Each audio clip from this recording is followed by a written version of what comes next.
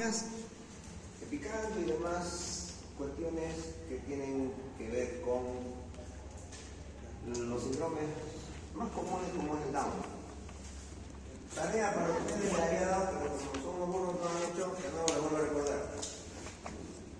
Hay lugares en los cuales se reúnen los niños con características especiales, así como ustedes y los casos especiales.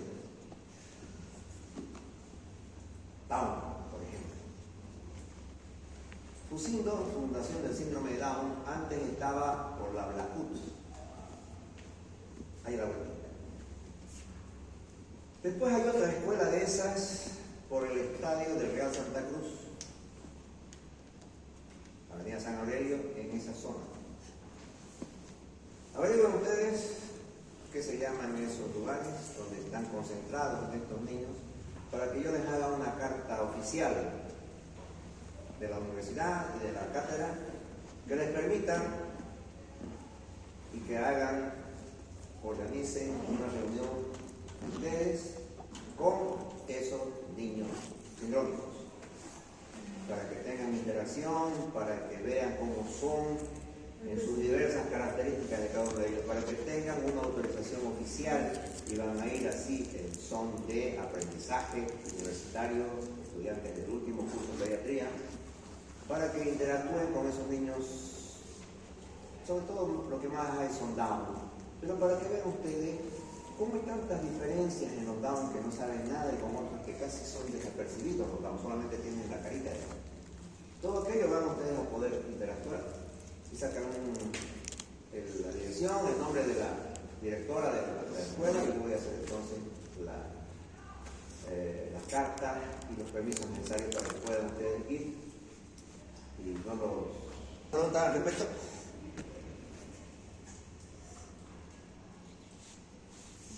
Entonces, conjuntiva hemos dicho hemorragias son benignas por el trauma del parto vaginal. Habíamos explicado también que es probable que los huesos estén superpuestos porque necesita disminuir el diámetro de esa cabeza para poder nacer.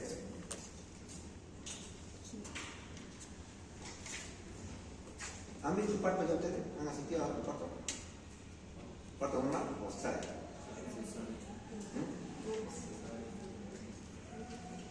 Un parto normal, ¿siguen haciendo episiotomías? Sí. ¿Con anestesia o sin? O sea, cuando hacen la episio es sin anestesia, pero cuando ya la suturan es con anestesia. O sea, no había esa. De nuevo, lo que dijiste. O sea, cuando está el momento del parto, le hacen la episiotomía sin anestesia. Pero ya cuando sale el bebé, ya sale el alumbramiento, le colocan anestesia para poder suturar. ¿Y por qué no le ponen anestesia para cortar también? ¿Ah? La operación solamente es dependiente de la oxitocina. Porque no es humano el médico. ¿Te das cuenta? Porque no es humano. Te hace un tajo habiendo anestesia por montones. No, te hacen sin anestesia. ¿Por qué? ¿Qué justifica eso? Nada. Por burros. Esas son las cosas que quiero que ustedes vayan aprendiendo, analizando y cambiando. ¿No es cierto? Cuando a ustedes les toque hacer eso, pónganle con anestesia y ahí está. ¿Para qué le hace llorar, hermano? ¿Para qué le cortas así a vivo? ¿Por qué? Esa medicina es la que hay que desechar. Yo soy los llamados a esta cena, pues nadie más les va a hablar así. ¿Seré yo, marido? No, pero. Bueno, hemos dicho que va al oftalmólogo si acaso tiene más de 1 centímetro la boca, hay que descartar las hendiduras, tienen un acúmulo de células blanquecinas que se llama perlas de Epstein, que también sigue siendo normal. En el cuello habíamos dicho hay que revisar o las tumoraciones que son formadas por células, las células pluripotenciales que tienen la capacidad de convertirse en cualquier tipo de tejido, y curiosamente son tumores que se suelen haber en el cuello. Cuando los abren tienen pelo, dientes, neurona, músculo, hueso. Entonces se deduce que son problemas de ese tipo de células que en su acúmulo hicieron un tumor y que formaron ese tipo de tejido tan diverso. Además, en el cuello pueden encontrar, hemos dicho, una piel redundante, que son aquellos recién nacidos que tienen Turner. Y además, ese paciente van a encontrar edema en sus miembros. Tiene malformaciones y problemas en sus linfáticos. Hay que palpar las clavículas, hemos dicho, porque pueden dar lugar, pueden fracturarse en el momento del parto. A veces es una forma para poder hacer nacer al niño cuando no tuvo control en la madre y el feto que viene ya en camino no podés hacer cesárea, tenés que hacer un parto normal con las complicaciones que conlleva. Desgraciadamente ahora no han aprendido ya los obstetras a manejar el forceps. El forceps era como un alicate que luego podía sujetar la cabeza del feto y jalarlo en las angulaciones que tiene el canal del parto y hacer vos el parto. Las rotaciones, los ángulos que tienes que tener, todo eso lo hacía el forceps, que era como, imagínense, como una tijera o como un alicate largo que se desensambla, o sea, un pedazo, dos pedazos, vos lo armás y aprieta la cabeza. Y ves que hay que sujetarlo aquí, de un pómulo y de la parte posterior de los hospitales. Donde ahí lo tienen que sacar. No saben ya hacer eso. Los médicos de antes sí, los de ahora solamente saben hacer cesárea. Pero el problema es que cuando ya no podés hacer la cesárea, porque ya está en camino, porque viene desde allá, desde el campo, en su ambulancia o en su moto o en lo que sea que salgan, y ya está entonces naciendo, ya no puedes pues, volverlo a meter, ¿no? Para hacer cesárea, no. Tenés que llevar el parto adelante.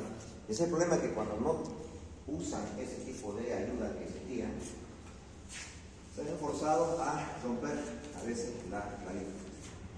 Y las clavículas rotas pueden tener el riesgo de que pueden perforar el pulmón. Entonces, en esos niñitos hay que tener ese cuidado. ¿Qué guarismo hemos dicho? Ayer era su tarea.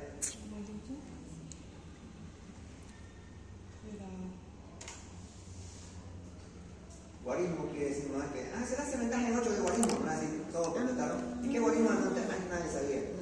Pregúntale a sus profesores, tampoco van a saber. Guarismo es relativo a una numeración, o sea, hacer un vendaje con el número 8, quiere decir, pero le ponen en el libro con el 8 de guarismo. El guarismo viene por al-Guarismo. Ese no es el que inventó la matemática en ese persa, por eso le pusieron guarismo a los números. A eso se refiere el 8 de guarismo, porque cuando le ponen el vendaje, lo miras de arriba, aparece un número 8. Número 8, el número que es guarismo, relativo a numeración.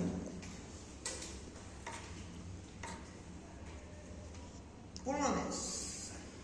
Frecuencia respiratoria 30 a 60 por minuto.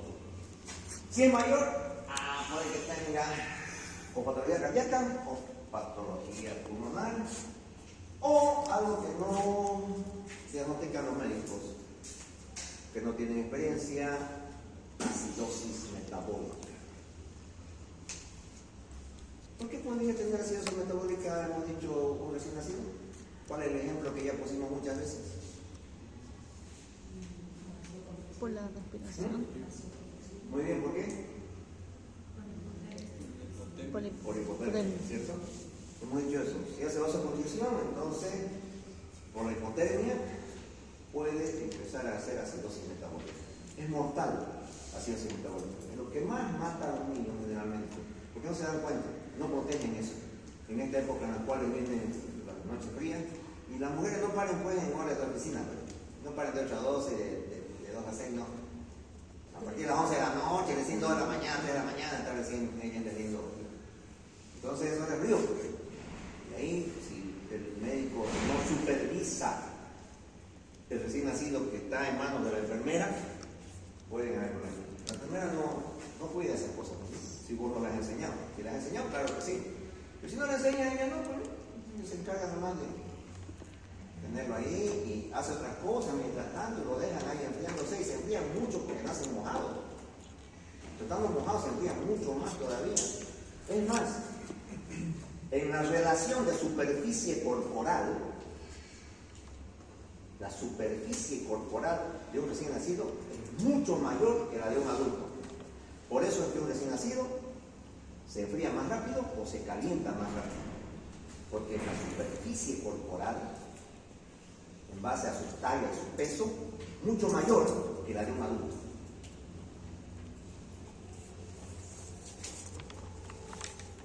En el prematuro existe la respiración de Cheyne-Stokes, o sea, una respiración periódica, generalmente es respiración diafragmática en la que se deprime el esternón y se levanta el abdomen.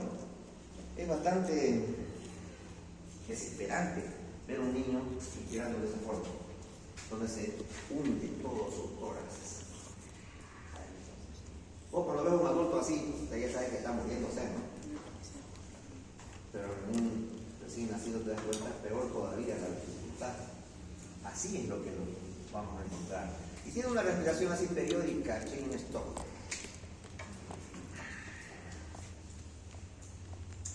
Fisiopato.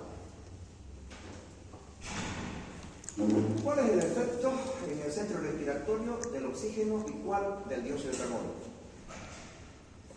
El dióxido de carbono es vasodilatación y el oxígeno vasoconstricción. Estamos hablando sobre el centro respiratorio, no sobre el vaso sanguíneo. ¿Simpático?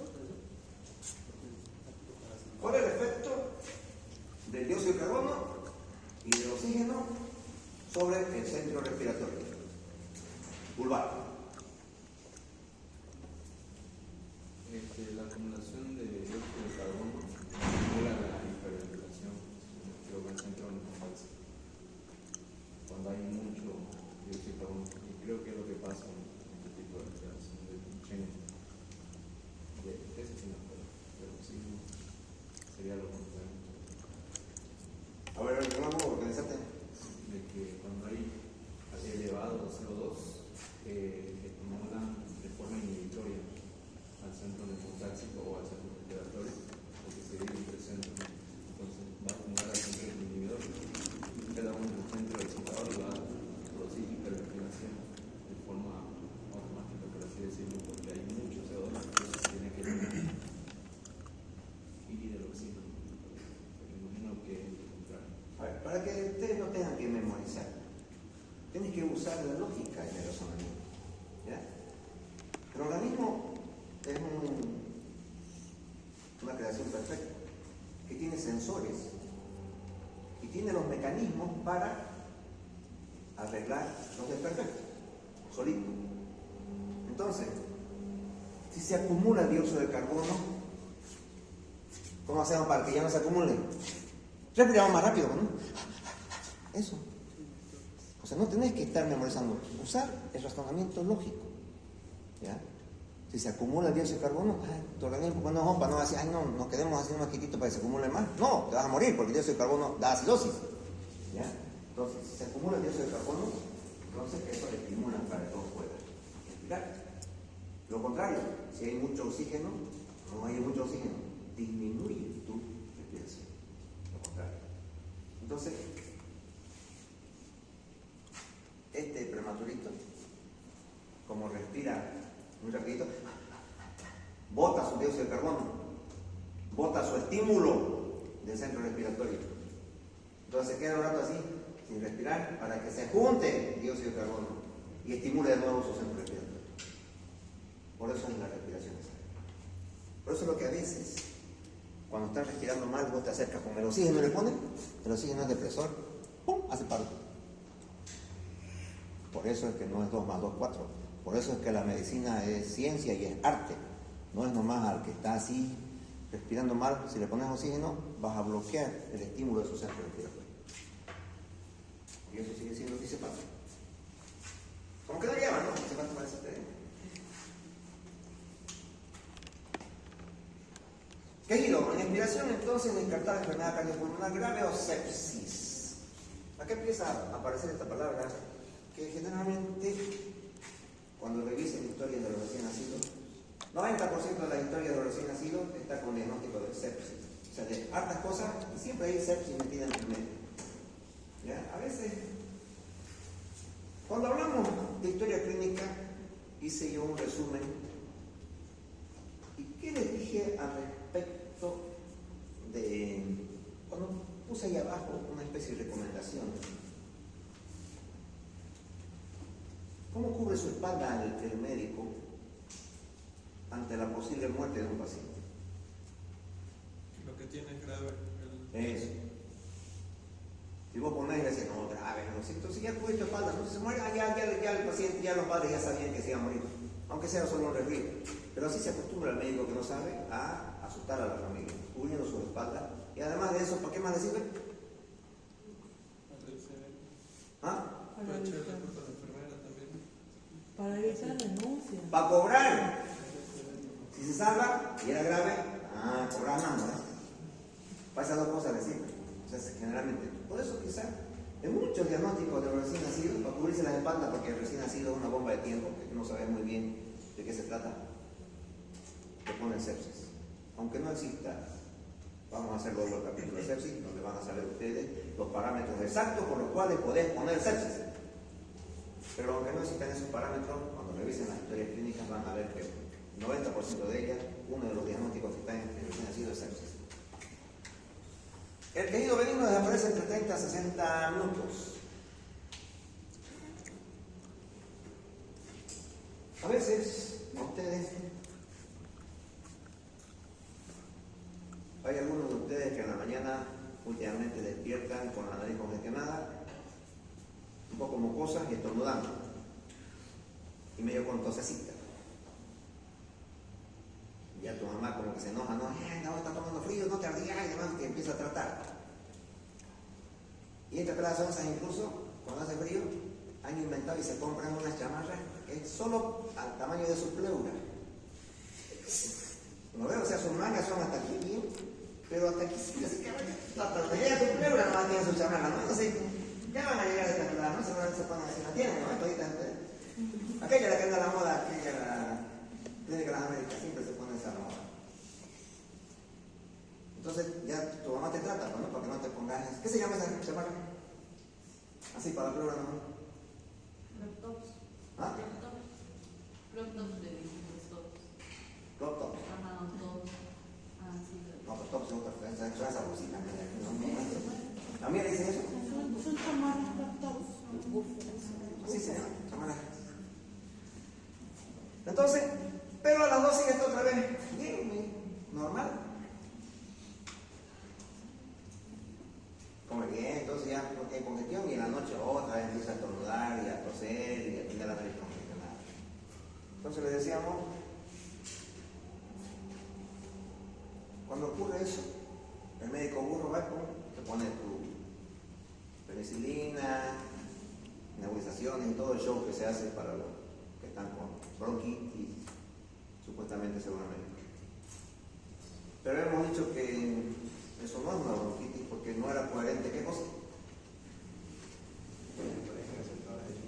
Claro, que estés sano a mediodía y que estés enfermo en la mañana y enfermo en la noche. Entonces, pero el médico no se da cuenta. Pero las mamás le echan la culpa cuando vos sos así. Plagoso se dice en Canva. ¿No ves? Cuando el niño se enferma así, cada vez está con eso. Le echan la culpa a una creencia que dicen, cuando nació no le sacaron bien su líquido. Ese médico no hizo bien su trabajo al nacer y no le sacó bien su líquido. Se refiere al líquido que hay en el pulmón, ¿cierto? Y según la sociedad, piensan que es consecuencia de esa mala práctica el que el niño esté enfermo todos los días de la parte respiratoria. ¿Qué opinan al respecto? De esa creencia que se dice es así porque no le sacaron bien su líquido del pulmón.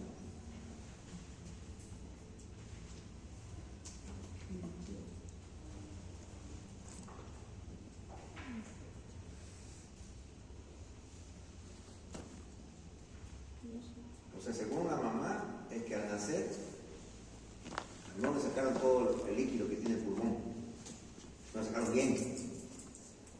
Por eso, la consecuencia de eso es que el niño es muy enfermo de la parte respiratoria completa. Entonces, eso se dice en la Vox Populi. Y acá me hizo recuerdo a esto.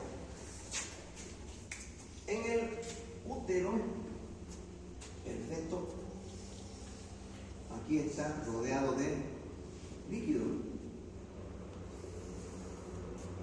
Y respira líquido. Y entra líquido a su pulmón.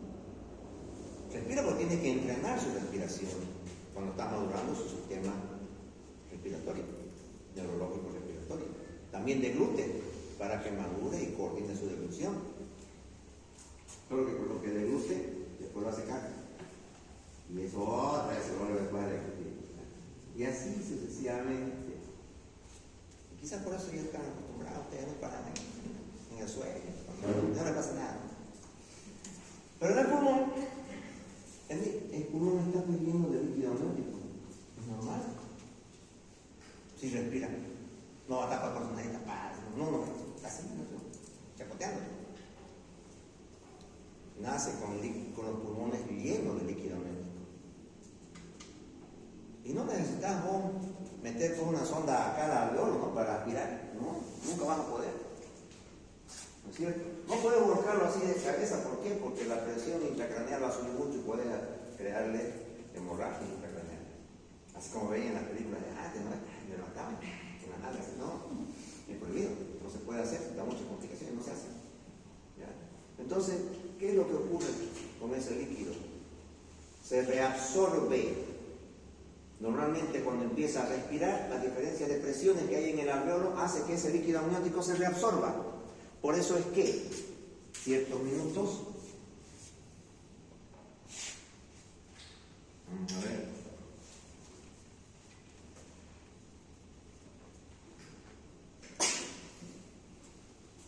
tiene un quejido benigno que desaparece en 30 a 60 minutos. Basta con que le pongas oxígeno o que regules su temperatura. Reitero, el frío es el mayor veneno que puede tener un recién nacido. Es tan fácil quitarle ese veneno, pero cuando ustedes vean en la práctica, casi no lo hacen. ¿Ya? Entonces, solito desaparece ese quejido. Uno a veces se asusta, ¿será que está prematuro? ¿Ya? ¿Será que está prematurito y por eso es que está respirando mal? No hemos hecho todavía la valoración del prematuro. ¿Cómo nos damos cuenta que está prematuro? Después seguramente nos va a tocar hacer eso. Pero te asustas pensando que es prematurito. ¿Por qué está respirando mal? Entonces tenés que hacer la revisión. Ya vamos a llevar después cómo revisas rápidamente si es o no prematuro. Hay signos que son fáciles de reconocer y te das cuenta que es a término.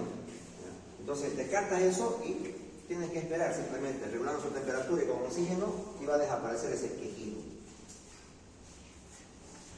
Oxígeno ambiental, alocefálico, mascarilla nasal o endotraqueal. Esta es la secuencia de cómo puedes incrementar la cantidad de oxígeno que estás dándole a un recién nacido. Uno, el oxígeno ambiental, es decir, que tienes en una incubadorita, le ponen el oxígeno al ambiente del incubador. O sea, estaba ahí solito más, pero respira así. Michael Jackson creo que se hizo hacer una especie de una cama como incubadora y se hacía poner oxígeno. Supuestamente eso es una de las terapias para no envejecer. Otra terapia para no envejecer es el disminuir la alimentación. Pero eso no van a aguantar ustedes, ¿no? Se hizo un trabajo con ratones. Se hizo un grupo de ratones acá, otro grupo, igualito, y les dieron comida. A este grupo les dieron comida normal, así, full, a libre demanda. Y los ratones supongamos que vivían un año, ustedes vivieron un año. A este otro grupo le dieron la mitad de la dosis. Pues estos ratones estaban, pero vivieron más tiempo que esto. Eso es otro estudio que se ha hecho también para la longevidad. Entonces, oxígeno ambiental, esa es una forma. Alocefálico. Se quita el recién nacido, esta es su naricita, su boquita así, echadito. El alocefálico es así como una especie de un casco. Y le pones oxígeno.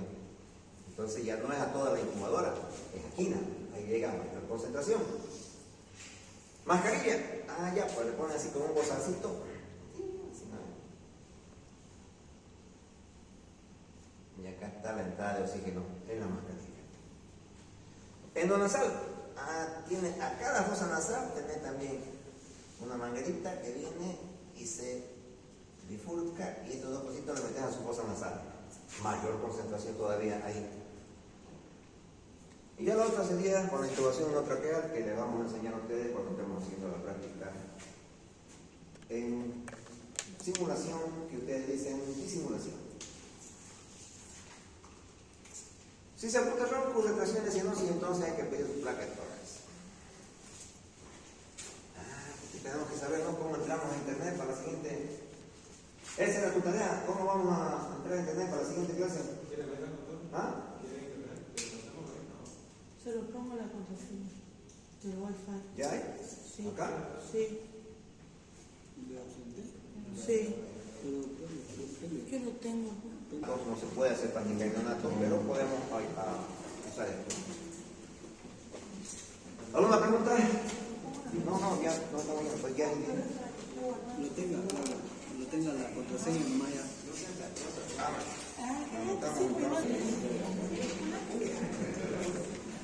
Solo a ver la contraseña. Espera, no está viendo ya.